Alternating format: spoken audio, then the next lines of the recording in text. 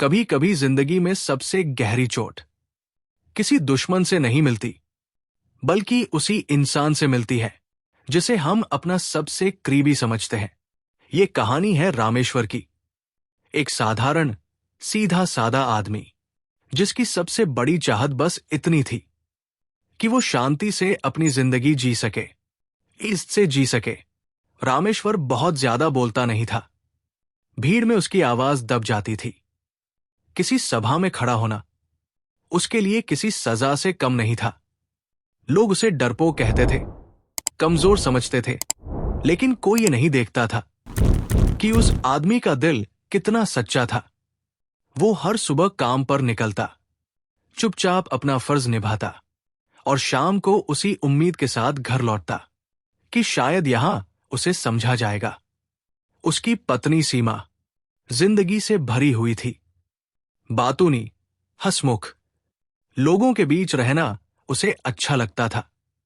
लेकिन सीमा एक बात नहीं समझ पाई कि जो बात उसे मामूली लगती है वो किसी और के लिए जिंदगी का सबसे नाजुक हिस्सा हो सकती है।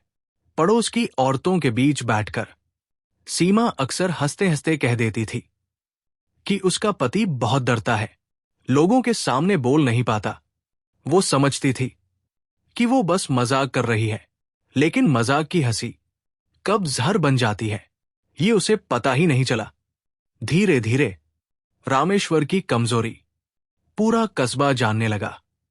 गली में लोग उसे देखकर मुस्कुराते, पंचायत में कोई उसकी बात नहीं सुनता। हंसी, ताने और फुसफुसाहटे उसके आत्मसम्मान को हर दिन थोड़ा थोड़ा तोड़ने लगी। एक दिन पंचायत में जब उसे बोलने के लिए कहा गया तो भीड़ में से किसी ने हंसते हुए कह दिया कि ये आदमी तो अपनी पत्नी के सामने भी बोल नहीं पाता। उस पल रामेश्वर को जमीन अपने पैरों के नीचे खिसकती हुई महसूस हुई। वो चुप रहा, लेकिन उस चुप्पी में उसका पूरा अस्तित्व टूट रहा था। उसी रात उसने सीमा से पूछा कि उसने सबको क्यों बताया।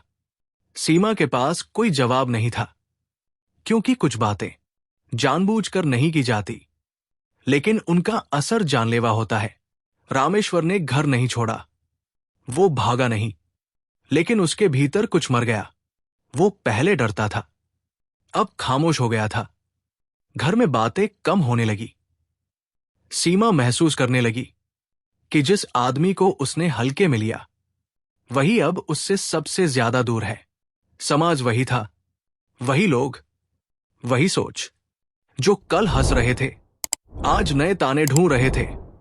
धीरे धीरे सीमा को एहसास हुआ कि उसने अपने पति की कमजोरी नहीं, उसकी इज्जत उजागर कर दी थी। और इज्जत एक बार टूट जाए तो जुड़ती बहुत मुश्किल से है। एक दिन सीमा ने सबके सामने अपनी गलती स्वीकार की। उसने कहा कि किसी की कमजोरी हंसी का कारण नहीं होती। वो पल उसके लिए सबसे भारी था। रामेश्वर पीछे खड़ा था। उसने कुछ नहीं कहा, क्योंकि कुछ दर्द शब्दों से नहीं निकलते। वक्त बीतता गया।